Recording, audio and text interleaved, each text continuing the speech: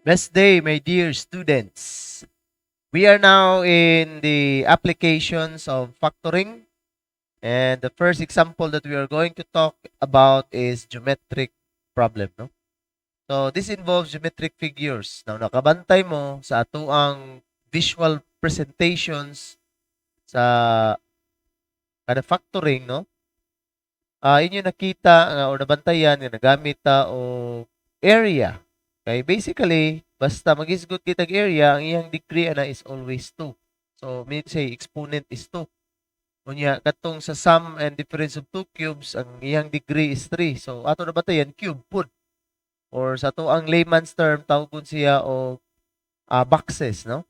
It's either square or rectangular nga boxes. But in mathematics, ang tawag ra gid ana niya isa ra gid tawag ana rectangular prism. So dili nato dugayon ato ang hisgutan karon ang sitwasyon mao ni. So wala mo gamit si zero problem but a situation kay mahadlok lagi uban og kanang problem. So manigingon sa sitwasyon or situation. The width of the outer square is 1 centimeter more than twice the width of the shaded square. The area of the unshaded region within the square is 65 square centimeter or 65 centimeters square. So, pagbasa ni is square centimeter. Now, find the width of the shaded square. Okay. So, bago pa lang nato nahisgutan tong how to solve it nga technique ni George Polya, atong gamiton dire. Mao gid na ang pinaka Bible sa ato ang pag-solve sa problems in mathematics. Man pinaka-organized kayo, no? Nga thoughts na gi-present ni George Polya. Sa tayo ito primero, ang primero is to understand the problem. Okay, so understand the problem. Who's who? Unsay gihisgutan. So kung ato bantayan dire, no? Ang subject nga ni is naghisgot og width. In fact, ang atong gipangita nga rin is width gyapon. So width sa unsa man.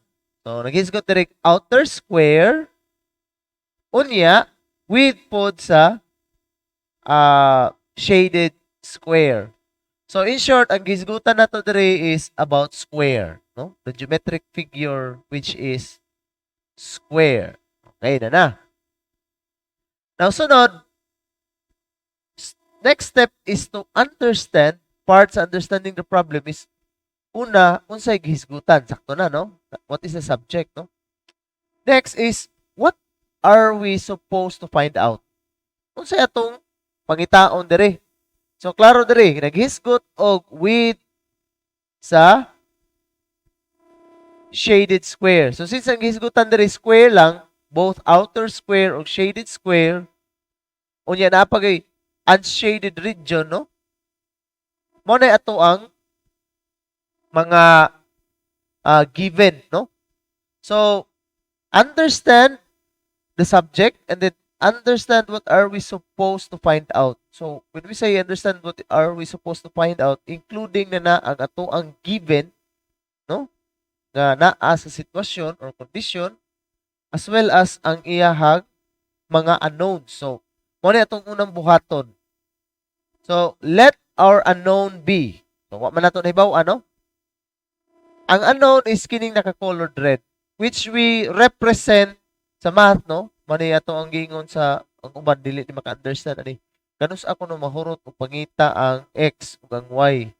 Sa math, ang pinakadali gyud nga ma-represent to represent something is kining variable nga x. Okay na na.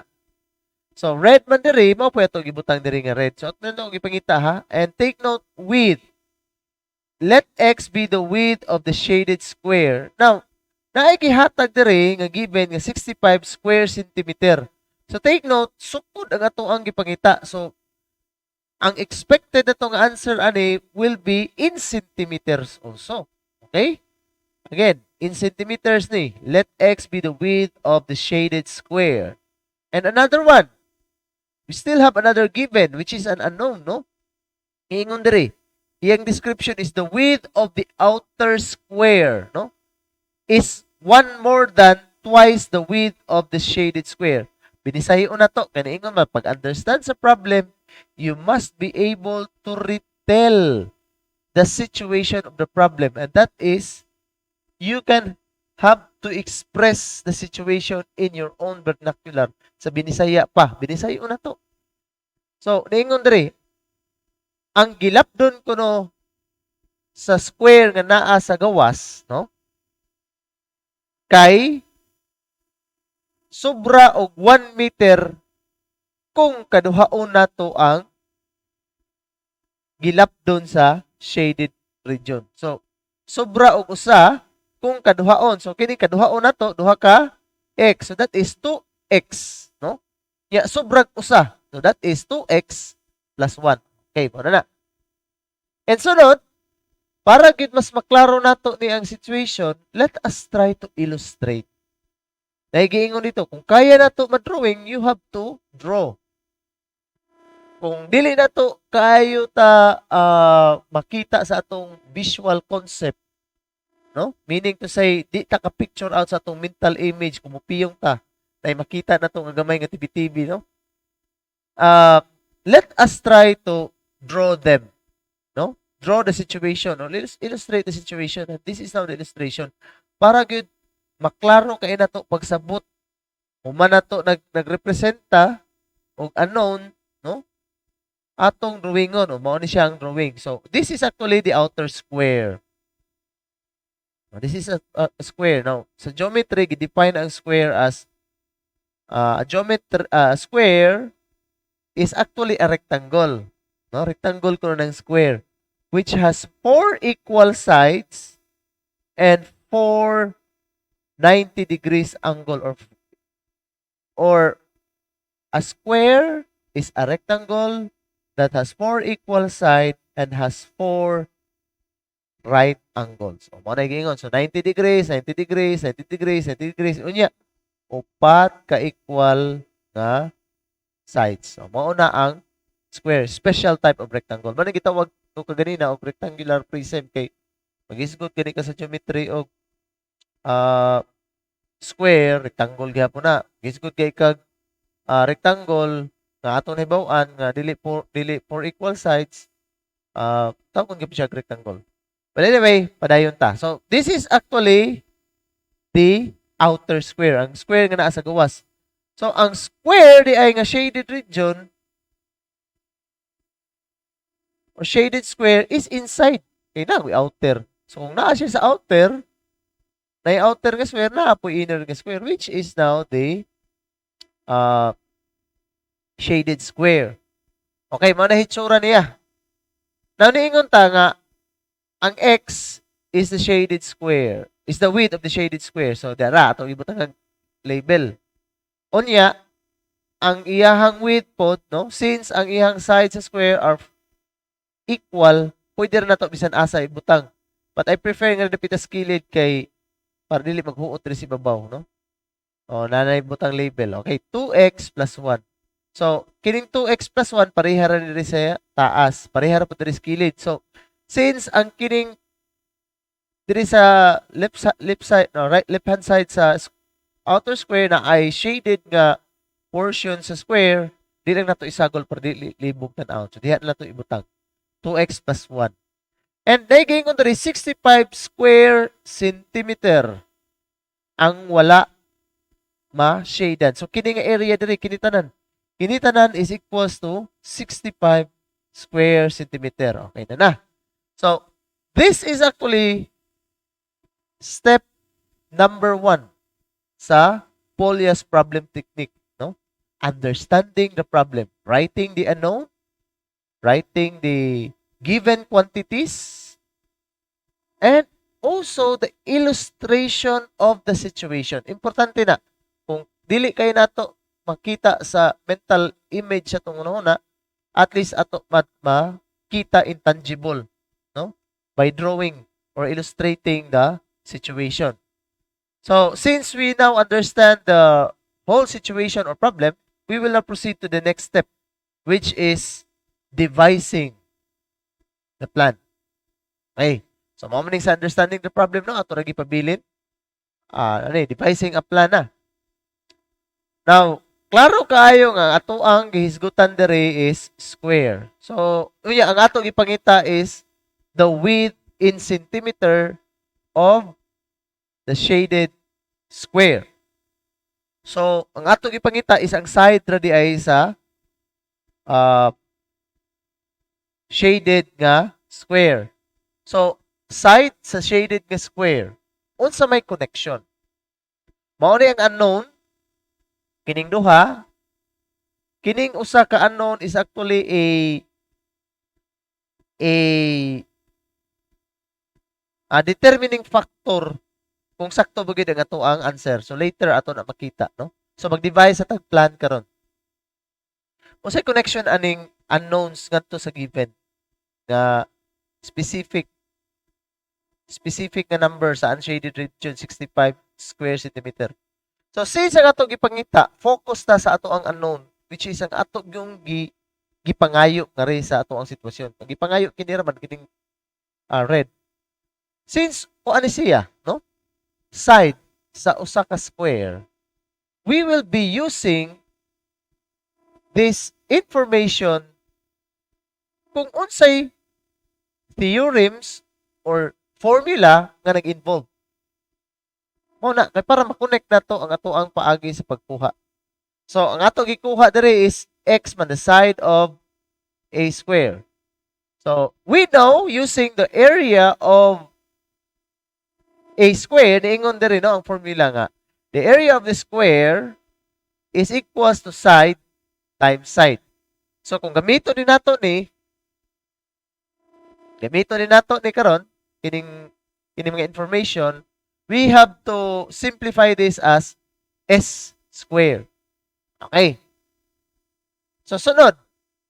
Naay outer square nga involved. Okay. The area of the outer square is equals to the quantity of 2x plus 1 quantity squared. O, s squared magyapon na. Which is, ato i-expand, no? Using FOIL method. So, since this is a perfect square, okay, naka-square na gunadaan, we will be having a perfect square trinomial. So, unsaon na to? First is, you multiply the first term or square the first term. So, 2x quantity squared is 2x times 2x, which is 4x squared. And then, the middle term, plus, no? Kay plus man tanan. So, plus. Twice of this, 2 times 2x is 4x. Times 1, still 4x. So, ang gingon sa middle term is twice the product of the terms. So, 2 times 2x times 1 is 4x. And the last one is square the second term of the binomial, which is 1. Oh. In square centimeter ni ha, wala na ko ni gibutang ang unit, but we know that the unit is square centimeter. So ayaw ginatangtangan ng unit kay marong ato ang problem kung wa tay unit. Next is the unknown. The area of the unknown. Okay, naghisgot ang area ni. Area of the shaded square is equal to s squared, which is equals to x quantity squared, which is equivalent to x squared. Now, based on this information that we have, using this formula, no? So, ato na ni ma-connect. Gikan sa impormasyon pagkasabot nato sa problem, gamitan nato formula diretso, no? Natay another information, which is link aning 65 square centimeter. Wala pa ta nag-solve ha, nag-devise pa lang tag-plan. Unsaon na to pagpangita? Kaya naanay connection ang tanan. So, we are trying to find a connection in order to solve this unknown centimeter sa width sa shaded square. Ato sa i-connect. So, base anihang ato ang drawing karon, dingon dere. Ang shaded region is naa sa sud sa outer square. Unya, ang unshaded region naa gihapon siya sa outer square. So, ato makuha din eh. So, ani na pagkakuha? Since ang area sa dako nga square, which is the outer square, ang tanan is 4x squared plus 2, 4x plus 1, ibana nato sa x squared, ang resulta is 65 square centimeter. So, therefore, we can analyze the situation given this new information. So, makaingon na ita kasi, area sa outer square, ibana nato sa area sa shaded square, ang resulta is the area of the unshaded square. So, we have now another new formula base sa ipakita nga drawing. So, substituting the new information, which is area of the outer square is 4x squared plus 4x plus 1 minus x squared is equal to 65. Okay, again, ang unit ani is square centimeter. Now, we have like terms, 4x squared and x squared. So, ibana na ito ni usa ka x squared ang mahabilin. Therefore, is 3x squared plus 4x plus 1 equal to 65. So, by this, no, new information, we can now find the value of x, which is the width of the shaded square. Once makuha nato ni ang unsa ni nga sukod, dapat mo equal siya 65. No? Mao na to ang gamiton. Mano ako giingon sa inyo kaganina nga, related ni tanan ang given information. Ang unknown quantities ug ang known quantities are related. And the link of this quantities, the unknown and unknown quantities is this formula, no? And then another information has arrived. So now we are now ready to carry out the plan. So sa Bisaya pa, kung unsay sukod diri ato lang ilisa ni mga x value diri nya ato i-multiply kaduha ang x diri times 3 unya i-multiply nato 4 unya ang resulta tanan i-add dapat mo equal na siya 65. Kay giiba na naman. Okay. So we are now going to carry out the plan. How are we going to do this? So kini siya ang drawing na kini ang algebraic expression. So we will now find the value of x. In finding the value of x, we have to apply factoring, of course. And how do we apply factoring? Ana may 65 diri. So first step that we are going to do is to solve for x. And how is that? We factor. But before we factor, we must remove this 65. Dapat mahimo ni siyang 0. And to do that, no, equate into 0, we will add both sides of the equation. Take note, ang equation has left-hand side and right-hand side. So magpuno ta og 65, negative 65. Puna na tog negative 65. So nga speakers, nagpuno tag negative 65, nga report nagpuno tag negative 65. This becomes 0 na. And ato i-combine positive 1 minus 65, it becomes negative 64. So this becomes a general trinomial. Okay. Now, in general trinomials, factoring general trinomials, first step that we are going to do is to identify the values of A, B, and C. So here, A is equals to 3. B is equals to positive 4. C is equals to negative 64. And sunod, nalatay value sa A, B, ug C. We are going to multiply the value of A and the value of C. So A times C is equals to 3 times negative 64. So applying the rules of sign or integers, we have negative 192. Okay. 3 times 4 is 12, carry 1. 3 times 6 is 18 plus 1, that's 19. So negative siya, negative 192. And next, we will have to factor out negative 192. No? So, daghan kaayo. So, ginganin ako, no, ang technique ani is 192 is an even number, pares. So, ang even number is divisible by also an even number. So, take note of that, ha? Ang even number is divisible by an even number. So, first na ako nga divide is 2. 192 divided by 2. So, of course, ang expected ani is ang usa positive, ang usa negative. Pwede na to ma-divide siya by 2. And the answer of that is 19 divided by 2 is pila man? 9. 90, 96. Okay, no? 2 times 96. So, negative 96 o 2. Or since positive ni siya, dako dapat ang numero nga positive kaysa negative. So, 96 and negative 2. Kung ato i-add, dili mo gawas og 4. So, dili na siya mao. So, sunod nga numero, 4, that is 2, karon is 4. Pwede ba gihapon? So, 19 divided by 4, the answer is 4. And that is 16. 19 minus 16 is 32. So, the answer is 48. Okay. 48 minus 4, 44. Layo pa kayo. Pwede bag 8? Pwede ba dig 8, no? 8. The answer is 2. 19 divided by 8 is 2. And that is 16. That is 32. So, 24. 24 minus 8. Dako kayo, no? That is 24, 16. 16. So, dili pa. Dili gihapon. So, another 8. 10. Pwede ba? 1. Okay, 1. 1. And then, 92. Dili, no? So, pwede mo diretso na lang ta sa i-times 2 na itong 8. What about times 2 ang 8?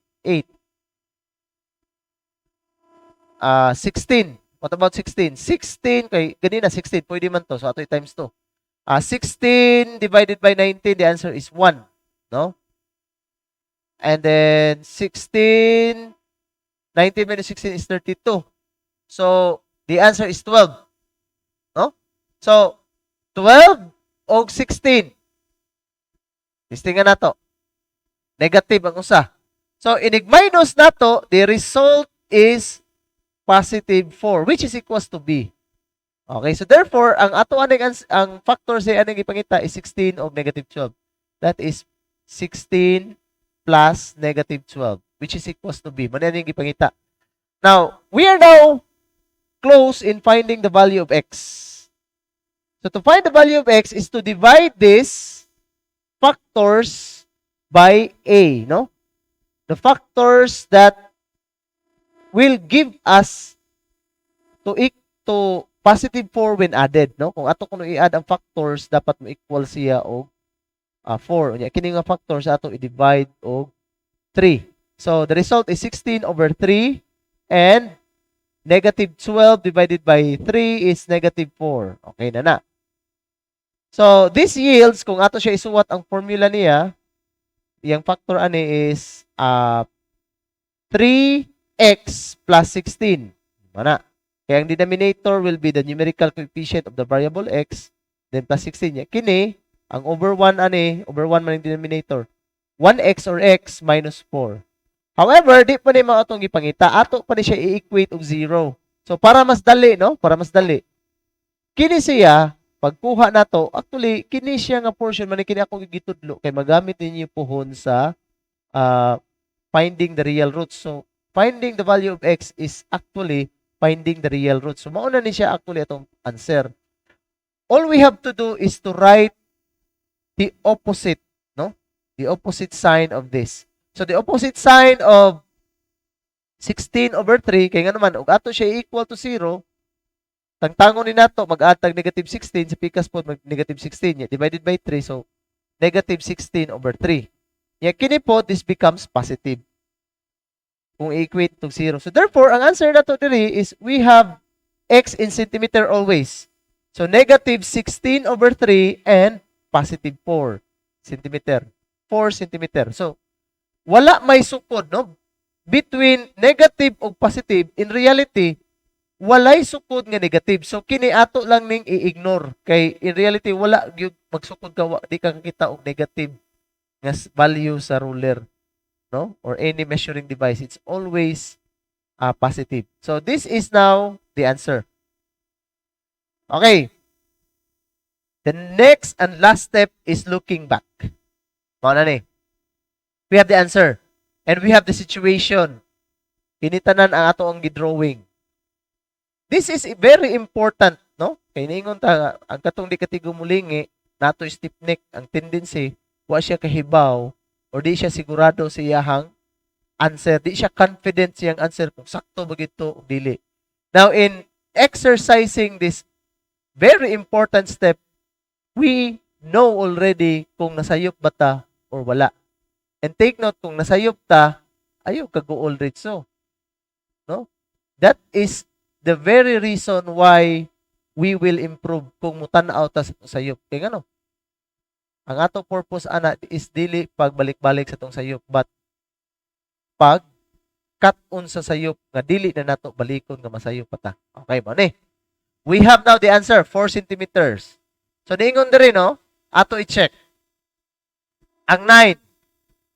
Kay ba man primero, the width of the outer square is 1 centimeter more than twice the width. Ang 9, muswak ba ani? The first sentence. 1 centimeter more than twice the width of the shaded region. So, tanaw na to. Kung 4 centimeters ni, kaduhaon na tong 4 centimeter, that is 8, plus 1, 9. Sakto? Now, ang area sa bigger or outer square, kung 9 centimeter na, ang resulta is 9 times 9 by virtue of area of the square. So, the area of the square, ani, is 4x squared plus 4x plus 1. So, 4 times, kinitanan is 9 naman eh. 4 times 16, the answer is 48 plus 16,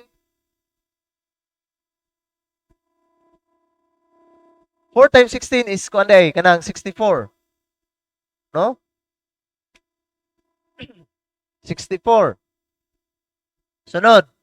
Plus another 16, the answer is 80. Plus 1, 81. So therefore, correct.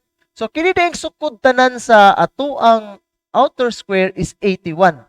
Now, take note, tanaw na to kung sakto ba.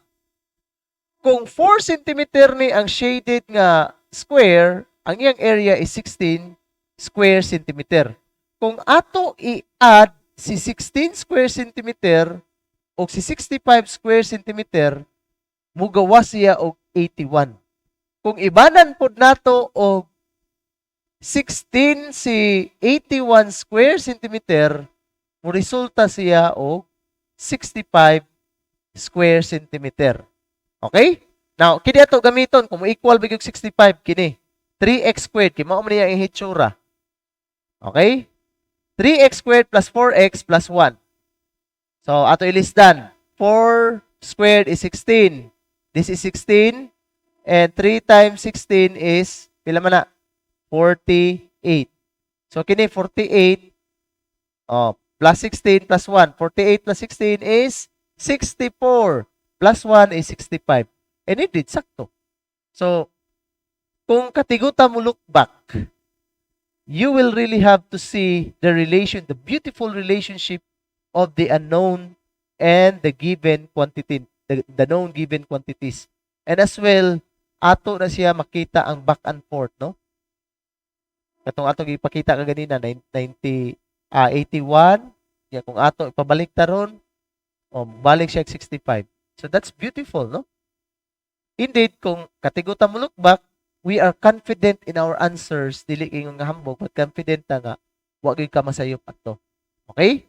So that ends our first example on the applications of factoring using the Polya problem solving techniques. Thank you guys and have a good day.